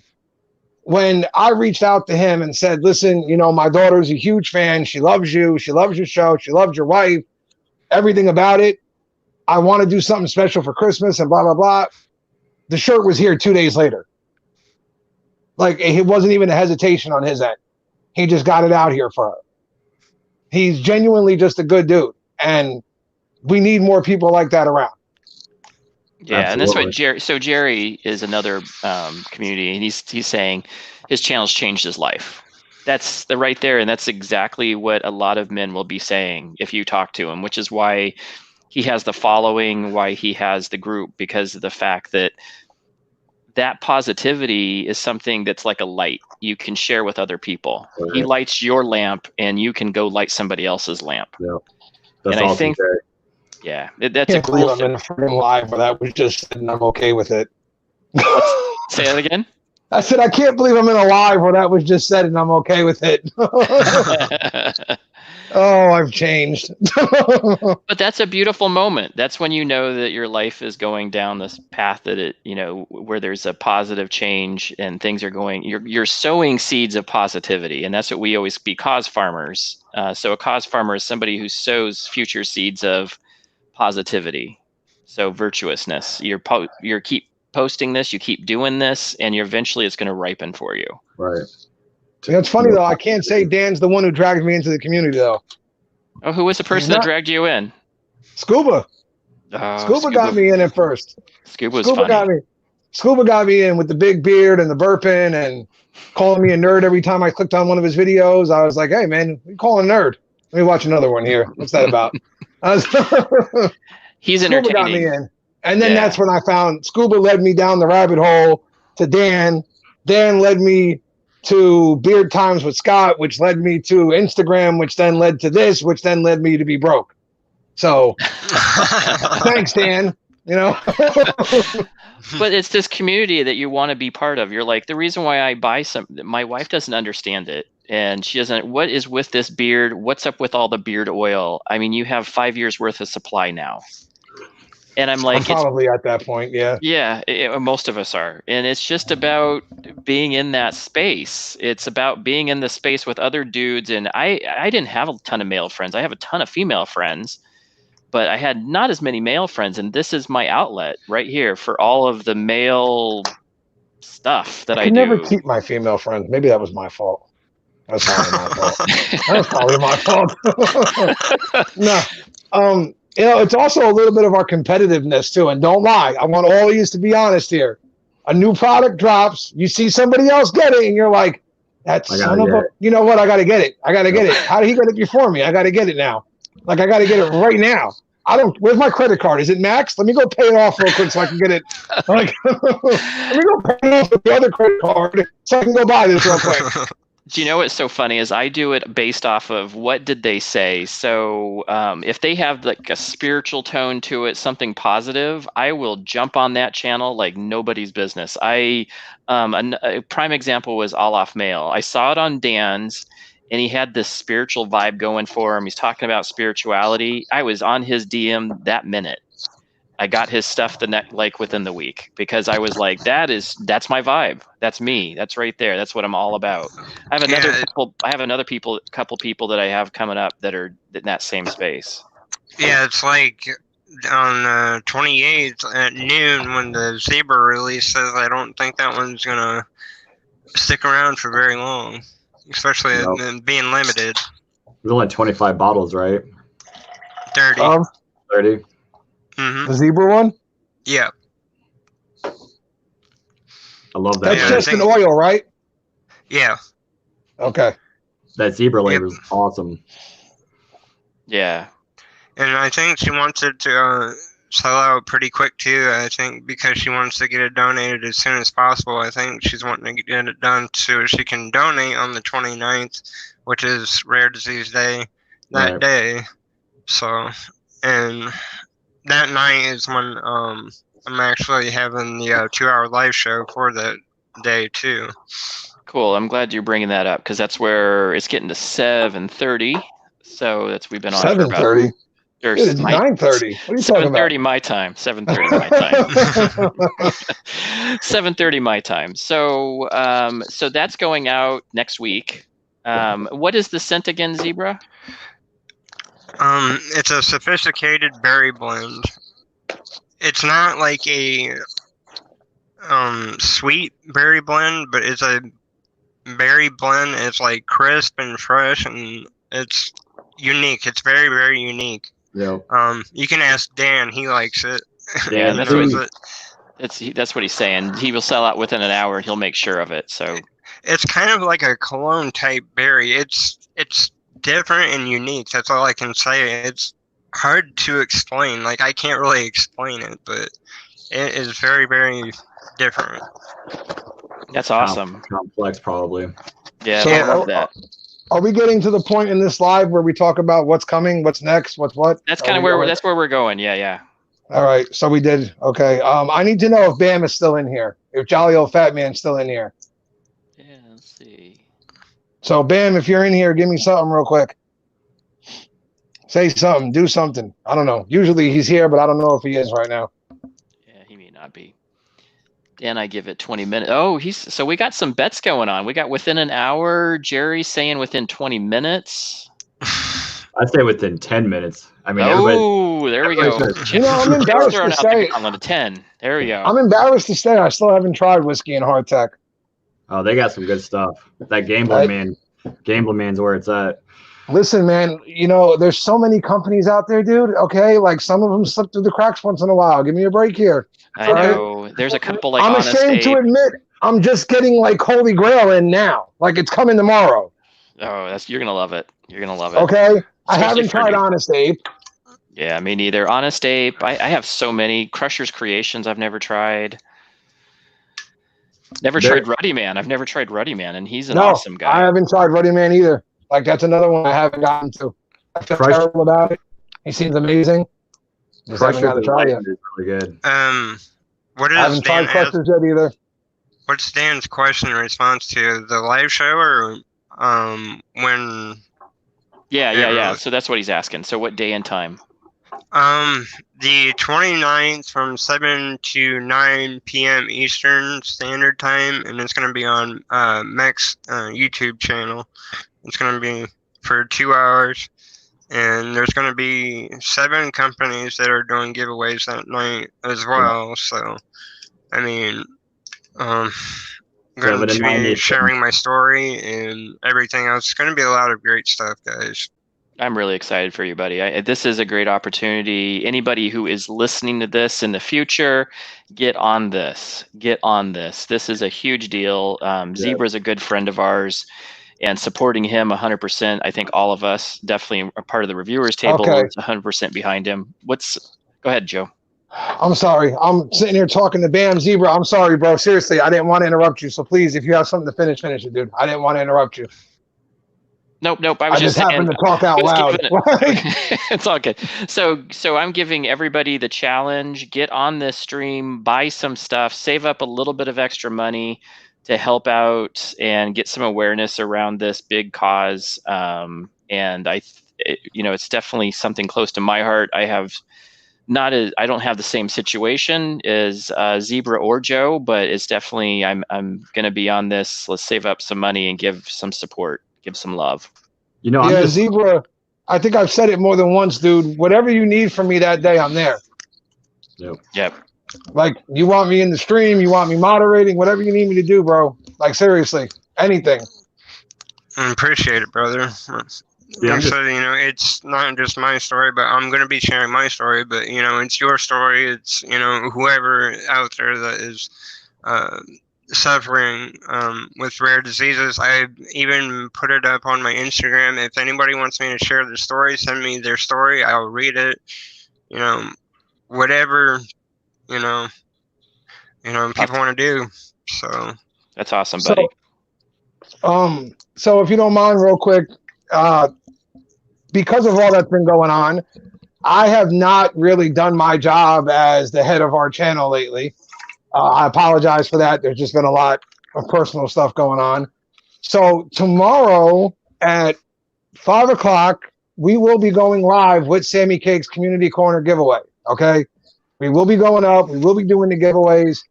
I know I have not put it out there, guys. I am so sorry about that. Seriously. Usually by now I'd be promoting it every day, every other hour of every other day. But with all that was going on, I just completely lost track of time. And so one of the things you guys can win tomorrow is something that's just going up, basically. And Bam did it. He made the Queen's Jester. Okay. Describe what's in it. Describe what's in it really quick. It's awesome. Well, before we describe what's in it, I just want to make note of the fact that he used a very good-looking face, and then he made my brother the mask. Like, that was smart. That was smart. He put the good-looking one on the face, and he made my brother be the mask all the way at the end of the night. That's fine. That's all right. So if you remember the Queen of the Beards, it was Sammy Cake's bottle, and it was cotton candy and blueberry. So Bam decided to take the Jesters, and he made it cotton candy, oud, and birchwood. Okay? Bam's a mad scientist. Seriously. He's a mad scientist. He certainly is. He's a genius because, again, he used the good-looking guy in the bottle. He used the good-looking guy. He didn't use my brother. So for the rest of our lives now, I get to be like, remember, I was the one in the bottle. You were right there. There you are. I'm the good-looking one. That's it. He was right by your side. I'm the good-looking one. And guys, I mean, listen, this sat here for 3 days. I feel terrible because I didn't get a chance to open it with all that was going on. But seriously, it smells friggin' fantastic. Like, this is ridiculous. Okay, this man's a genius. And I'm not sure, Bam, brother, I need you to tell me again, how many are you throwing in for Sammy Cake's giveaway? Because I honestly couldn't remember if you told me or not. And even if you did tell me in the last couple of days, I probably have forgotten at this point. Chef wasn't in the chat with us. He remembers all my stuff for me. So if Chef's not there, I forget everything. And also, if Tyler's still in here, isn't he going to be our next guest on Beard Mana as well, Chad? Yeah, he is. And if you don't mind, real quick, I'll just give you guys the other companies besides Bam's grand prize. As I don't know, Bam, man, he just likes to go big. He doesn't like to do things small, that's for sure. 20 combo. I'll give you guys the other companies real quick that are involved. You'll have Voodoo Men's Craft, who these two gentlemen have been dealing with a lot lately, with the combo of choice. You got Chronic Beard jumping in again with another combo. You've got Iowa Beard with an oil, balm, and comb combo. Okay. You've got Koi Beard Care with the combo. You've got Ginger Beards with a Swag Father bundle. Okay. I don't know if Swag Father's still in here, but that's pretty awesome because that stuff is sitting right there and it smells fantastic. Captain Stash with a Captain's Quarters combo. Broke Ass Beards with a combo of choice. And Outlaw Beard Care with a butter and balm of choice. So we got tons of stuff tomorrow. I'm going to do my best tonight and tomorrow to get as many people as I can in there tomorrow because there's going to be tons of stuff for you guys to get. So if you guys don't mind helping me out, share the word, please. I'll put the post up in a little while and everybody just pass it around like wildfire. Absolutely. We'll make it happen. Yep. Cool. That's very awesome. And you guys said you guys had Beard Mana, and who is Tyler? With Woolly Wizard. Cool. With the greatest name on the planet. That's what it is. It's so awesome. Friggin' Woolly Wizard. Like, who thought of that? That is awesome. I love it. I love it. That's not a It just sticker. makes my That's inner a nerd patch. so happy. Yeah, that's not a sticker, by the way. That's a patch. Yeah, An that's a iron-on patch. patch. That is so cool, guys. So what do you got going on, Chad? You got Beard Mana. What are you testing? What is everybody testing in Beard right now? We'll go with that too. Or maybe what they're wearing. What are they wearing right now? And then what are they going to be testing in this next week? Doing Voodoo Men's Craft. Right now I've got in the Blacklist. Yeah, Moon Man, Buddha Men's Craft. Nice. My Simply Tailored No. Cold Water. You got the same thing. What are we? We're twinsies. Nice. Cold Water, which smells amazing. Absolutely amazing. Absolutely Just a beautiful amazing. scent. And then next week we'll be testing oh my god, I'm losing my mind. It happened. Nope, Dodge City. Dodge City next week. Oh, they're a good company. I love them. Yeah. I've already tested them. I'm just running through their new scent they just put out. He sent me out his new scent to check out for him. Oh So- man, that means I'm gonna have to go get something else. Yeah, I love them. They're a good company. So I'm You doing haven't- my. You I have. haven't- Go ahead. You don't have this one? Which one is This it? is the newest one. Bounty. Bounty. No, I don't. I have their other four. Blueberry Musk. Oh wow. Nice. That's amazing. And I'm not, I'm still trying to get used to fruit. I did Dan's the teacher. I like that one. But I use it very lightly because the fruit, I just am not a big, but I have tried some other fruits and I'm getting used to it. The teacher was my first fruit. I was just like, I got to support Dan. But then I was like, oh, that's a lot of fruit. But I got used to it, and it's just like cologne scents for other people. Like you just kind of get into it, and then you start smelling some different ones. That's awesome. Blueberry is like awesome smell too. So I am doing my next week with My Simply Tailored again. I'm doing their 1 mil, and it's another cologne scent of theirs. That 1 mil is fantastic. Yeah, I smelt it. I did their unboxing the other day, and I just absolutely was like, I was a cologne dude before we got into the bearded stuff, and now that I can now share some of the love with my cologne, with some of the bearded cologne scents. Oh my goodness. 1 mil is the Loving next it. one I gotta buy. I have to get it because he sent me a sample of it with the cold water, and I was like, oh, I should have bought 1 mil. I was like, it smells amazing.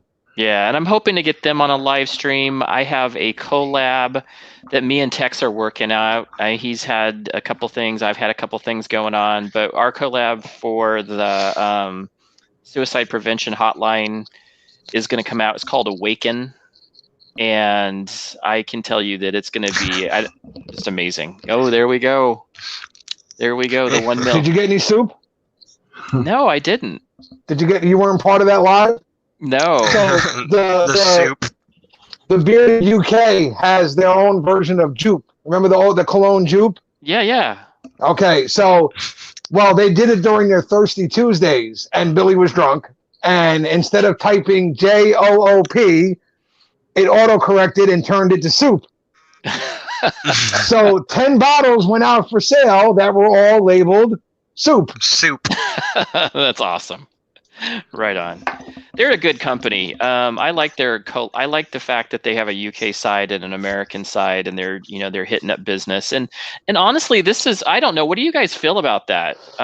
They just, it's a good label, but they just write in their labels. This is the I scent. like it.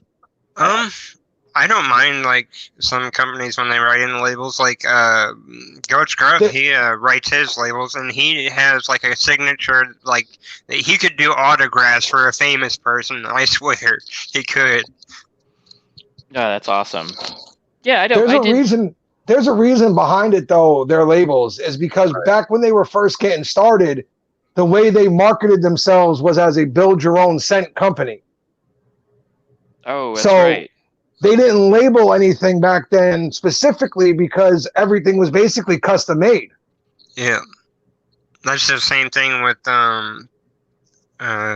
Coach Gruff too, because you can get the custom scent. There's like 48 different scents to choose from, so he writes the scent on there. So you can name it whatever you want.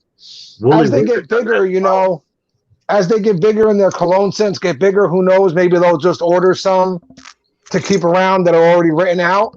But, I get why they do it this way because, like I said, it was all custom ordered at one point. Yeah. Woolly Wizard does their own custom, too. Like, you can actually look that up on his website. You can make your own custom oil. That's pretty cool. I've known a couple companies that do that, and I've never gone that far.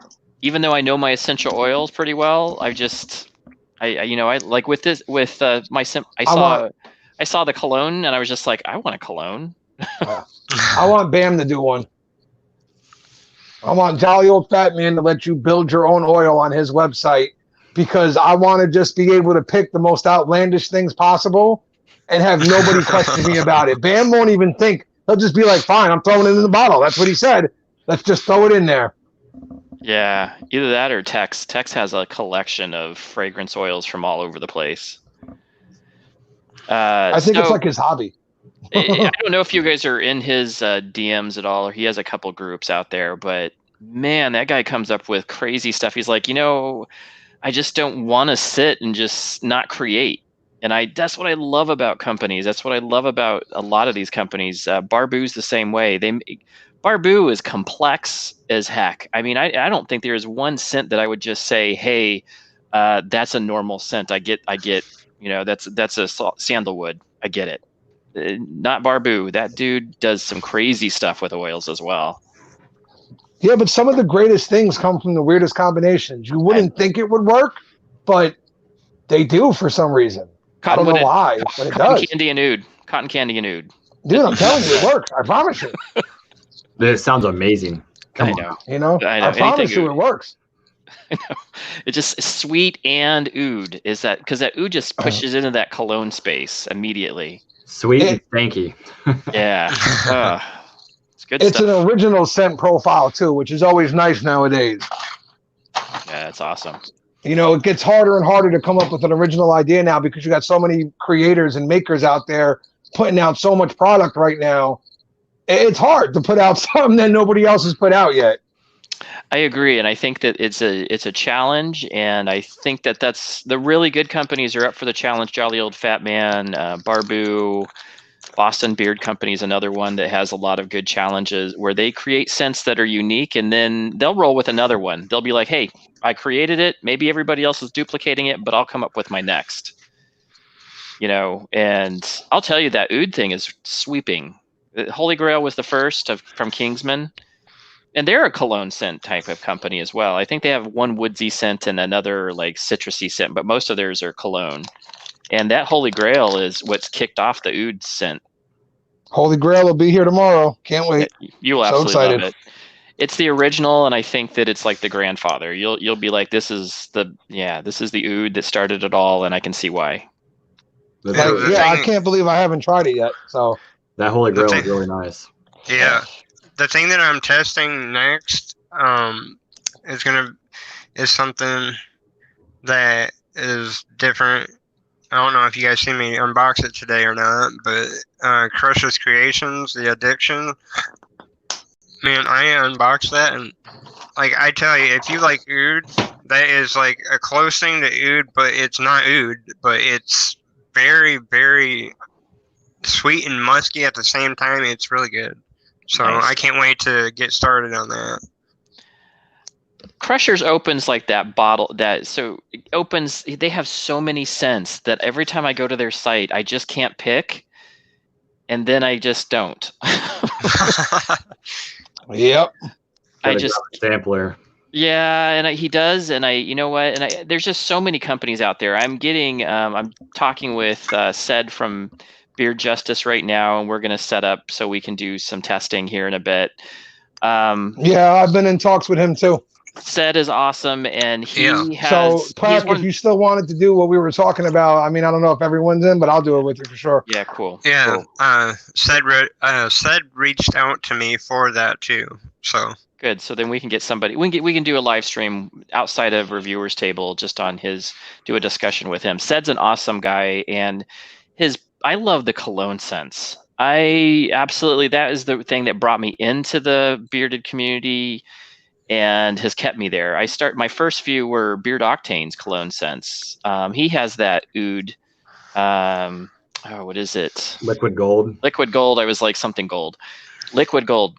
Amazing scents. And then he has Karma. He has so many different other scents there. Wait a minute, sorry. Did you hear that? He said liquid gold. Did you hear that? Say it again. Mech kind of loves that scent. I'm just making sure Mech heard you say liquid gold. Yes. Yeah, right. He's probably got a Beard Octane hat on right now. No, I wouldn't. Not We're in the background. They're a good company. There's a couple companies that I will just go buy for personal use for my kids. Like, hey, here, take something, or I'll suggest a good company. Like I had somebody talk to me yesterday. I said, here's a top 5. Beard Octane's always in the list because that's what got me in. This is one of those companies where people get mad at me. The only thing I've ever tried don't give me that face, Mech. I haven't even said anything yet. So don't give me that face, okay? Don't start. I haven't even said anything yet. The only thing I've tried from Octane is this, the liquid gold, right? Okay. Now, I know you guys all, right? You love this one, right? I know, Mech. You're giving me that face already, dude. He's already giving me that look. But I barely get a scent out of mine. I don't know, like, if something went wrong or there's just very, very little scent profile. Ryan said the same thing, YouKnowBearded. He said the exact same thing. So I don't know if, I don't know. I don't know if I just got, like, a bad batch or something, and I just really don't get that much of a scent out of it. Now, the product itself feels amazing in beard and all. When people are like, "Liquid gold smells amazing," I'm like, I don't smell anything really. I'm sorry. I don't know what to tell you. Like, but it could also be a personal preference too of what you like, So it's not the strongest. It's not the strongest. It isn't the strongest out there. What I can smell, I like. I don't know. Maybe that's to me again. Maybe I like my scents a little bit stronger. I like them to pop a little bit more. So maybe that is where the personal preference kicks in. Right. I would like this scent a whole lot more if it kicked me in the face too much. Like, then it would make me happy. I get it. Yeah, and this is all I have from them, though. This is it. Yeah, so I got liquid gold. I got last call. Look at him. He's getting mad at me. He's like, I don't think it is all preference, and it's okay. That's why we're reviewers, because we need 20 different reviews on them. You got the artist, man? I heard somebody said, I heard the same. I heard the same thing about Beard Octane from a couple other guys where they said the scent was light. I think maybe Dan originally was not a cologne guy, and I think that he really liked that, but maybe he liked it because it was a little lighter. It wasn't the full, like, in your face cologne scent. I don't know. That'd be an interesting discussion. Yeah, Dan's not big on colognes, huh? And I think Sed is one of his. Sed has done a collab with him. I think he was one of the first cologne scents that he tried, other than Beard Octane. And I think that Sed kind of had a way. Sed is really good at being able to pick a cologne and match it with you. So that's what I try to do. I was like, hey, here's what and he usually has the cologne that I like. So he had light blue, which is, that was my cologne. That was my jam. And then he's coming up with some other ones to help me with my testing. because he doesn't Nobody sell that makes anymore. mine. What is yours? Versace blue jeans. Versace what? Blue jeans. Oh, darn it. I wonder if somebody does. Nope. Nope. I've looked. They make the Cedric makes the other one I like. The other Versace? No, he makes Fahrenheit. Remember Fahrenheit? Okay. Yep. Love Fahrenheit, dude. Love Fahrenheit. Always loved Fahrenheit. Makes me think of high school too. Yes, good times. I've Jakar was never that. owned. Go ahead. I've never owned any like expensive colognes or anything like that. Like I've never been huge into colognes. Like the only thing that I really ever wore was like Axe Kilo and like Ed Hardy, and that was about it.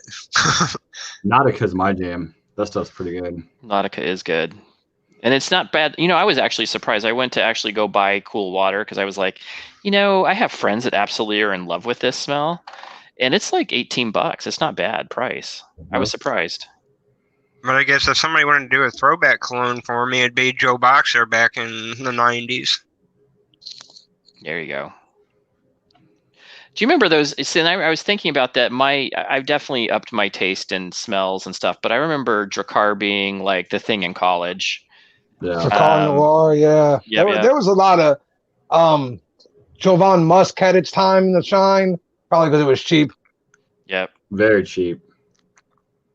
But I think the beard companies with the cologne scents, it's a lot of fun because like for example, if you like Creed's Aventus or something like that, if you've had those scents and know how nice they are, if you want to go and check it out, dude, go to your local mall and see how much a bottle of that cologne will cost you. Mm-hmm. It's going to run you about $500. Holy moly. Yeah. And these companies come pretty damn close to it, man. And it's about $10 for their bottle of beard oil. So, just saying. And I think it's good too because it's got the stuff that or it doesn't have the stuff that I'm allergic to because I have the chronic moderately severe sinusitis, so I can't wear like actual colognes or body sprays or anything like that anymore. Oh, that's too bad. So it's nice to be able to wear cologne scents without getting that migraine and nasal issues.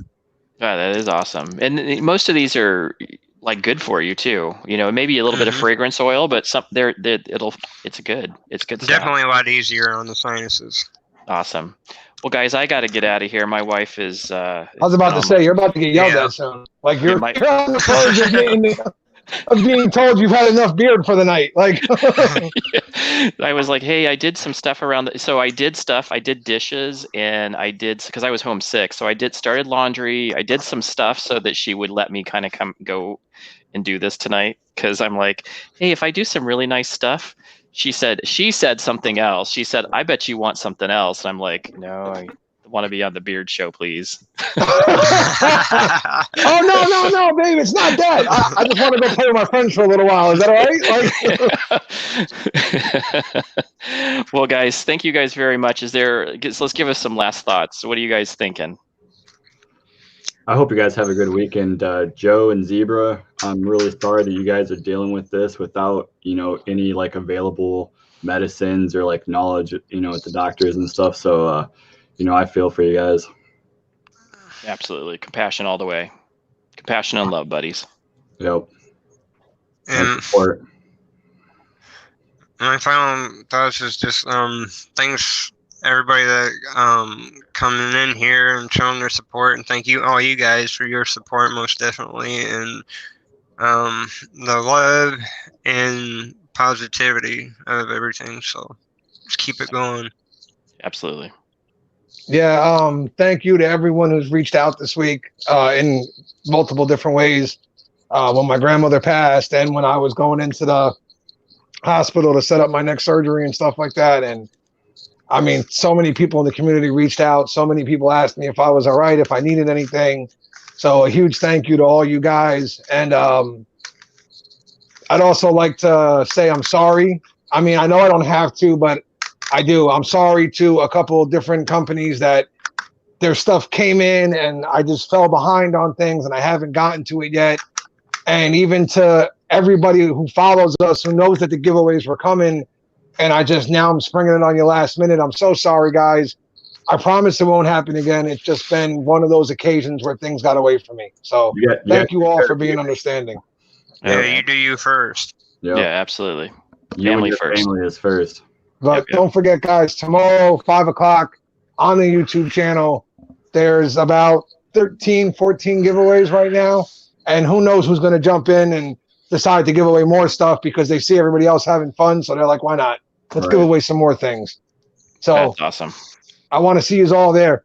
Absolutely. And join in and support in the community. Loving it. And if any of you guys, want to jump in, want to co-host or something, just let me know. I already offered it to Prac, but I don't know if you're free tomorrow at 3. We'll see. We'll see. My wife is. We'll see what she says after tonight. Well, yeah. That's what I was about to say. I don't know if your wife's going to let you come out to play tomorrow or not. Yeah, she might. She might. You guys have a great night. Definitely support our guys here. We got some big stuff coming up. Totally appreciate you guys coming on. And this reviewers table is just. I'm loving it. It's a very positive place for me, and that's the reason why. It's a great thing, and I love the community members that I'm seeing come in and out, and it's awesome. Thank you guys, and you guys all have a good night. All right, thanks guys. You too. Take care. See ya. Be good, guys.